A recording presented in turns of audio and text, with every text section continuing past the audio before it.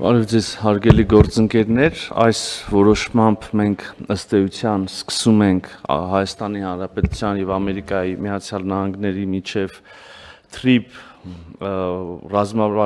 TRIP նախագծի շուրջ ռազմավարական համագործակցության մասին շրջանակային համաձայնագիրը վավերացնելու գործընթացը, որոշման ընդունմամբ մենք նախագիծը սահմանված կարգով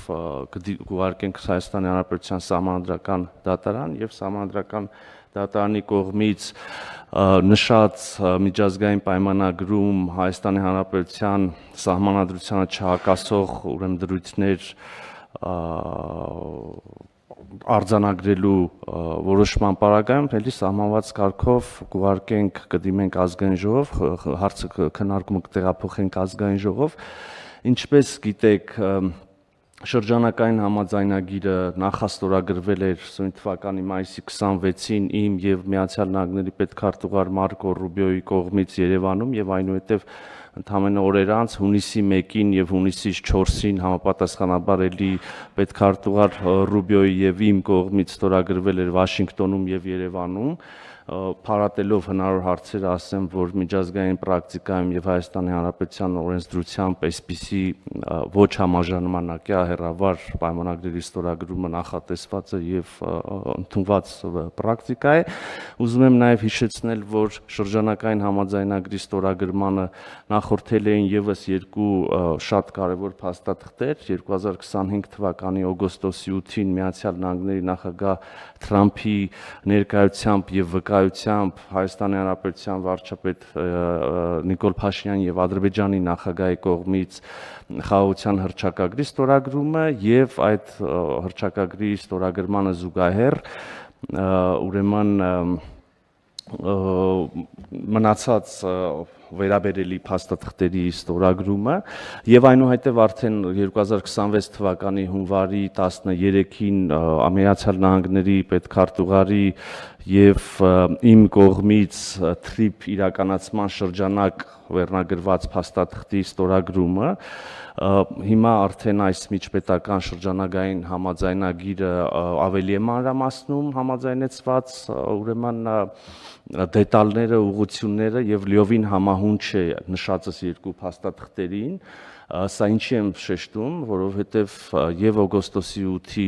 հռչակագրի պարագայում եւ հունվարի 13-ի շրջանակային ուրեմն իրականացման շրջանակ կոչվող փաստաթղթի պարագայում եղան որոշակի շարժումներ այն մասին, որ ի վերջո միջպետական համաձայնագիրը կարող է պարունակել նշած փաստաթղթերին ոչ համահունչ դրույթներ եւ ահա ինչպես տեսնում ենք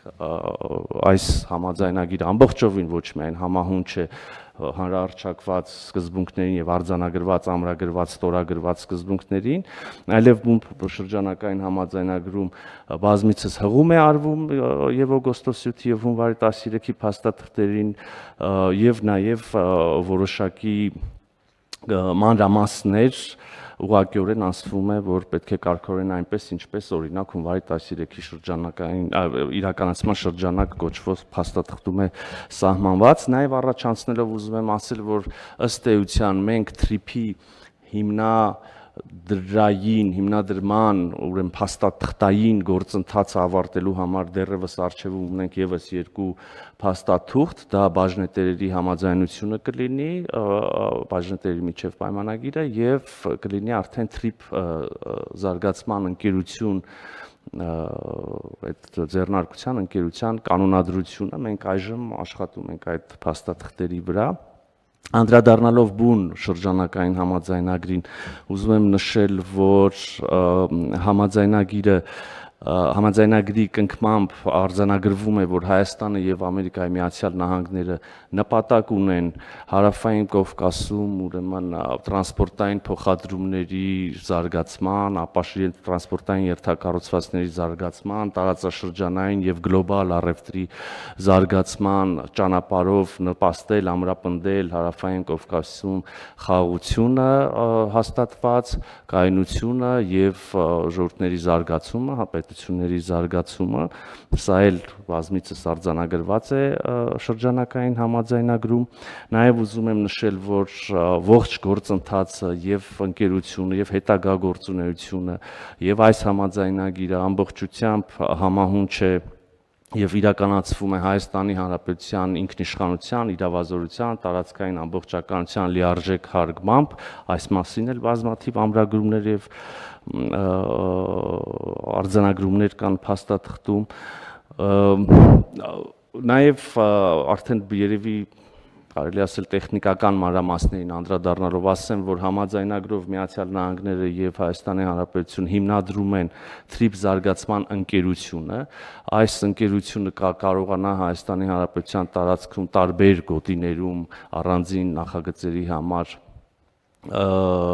հիմնադրել հատուկ նշանակության ընկերություններ, ներգրավել այլ գործընկերներ, թրիփ զարգացման ընկերությունը կստանա հողօգտագործման, կառուցապատման իրավունք այս գոտիներում եւ այս իրավունքը կգործի նախնական 49 տարով եւ այս ժամկետում ընկերությունում բաժնեմասերը կբաշխվեն հետեւյալ կերպ Միացյալ Նահանգներին կպատկանի բաժնեմասերի 74%-ը եւ Հայաստանի Հանրապետությանը կպատկանի բաժնեմասերի 26%-ը եւ ահա այս նախնական ժամկետի 49 տարով լրանալուց հետո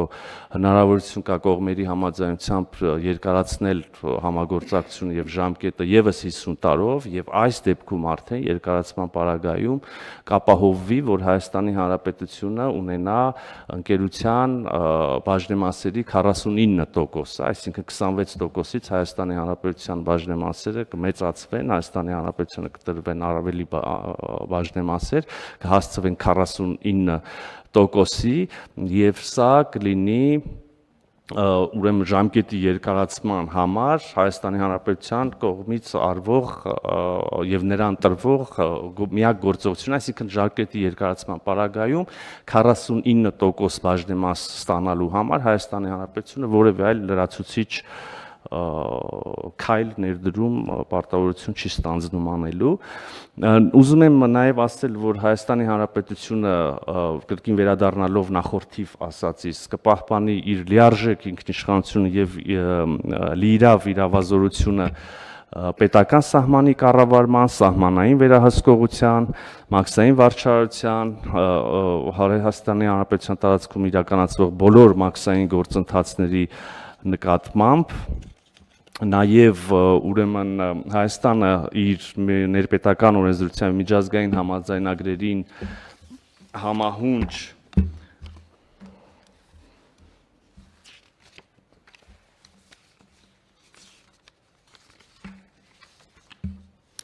կշարունակի պատասխանատու լինել հետևյալի համար, սա էլ անհրաժեշտ եմ համարում ընդգծել,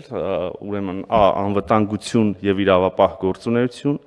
B. Սահմանային վերահսկողություն եւ սահմանային անվտանգություն, G. Մաքսային եւ միգրացիոն վերահսկողություն, D. Հարկերի եւ տուրքերի փոխանցում պետական բյուջե, E. Պետական տեղեկատվական համակարգեր, Z. Պետական վարչական գործառույթներ եւ վերահսկողություն, հարգելի գործընկերներ, ինչպես կարող եք նկատել, թվարկածս ամբողջովին ծածկում է եւ կարող է փարատել բոլոր հնարավոր մտահոգությունները, որոնք անկեղծորեն կարող էին առաջանալ բազմաթիվ քննարկումների ընթացքում Հայաստանի Հանրության շրջանում եւ այն չարամիտ շահարկումները,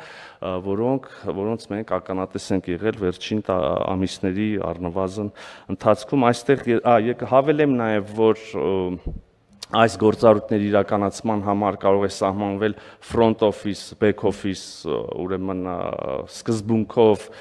աշխատանքի բաժանում եւ այդ front office-ի համար կարող է ներգրավել մասնավոր օպերատորներ, սա մի պրակտիկա է, որը Հայաստանի Հանրապետությունում արդեն կա,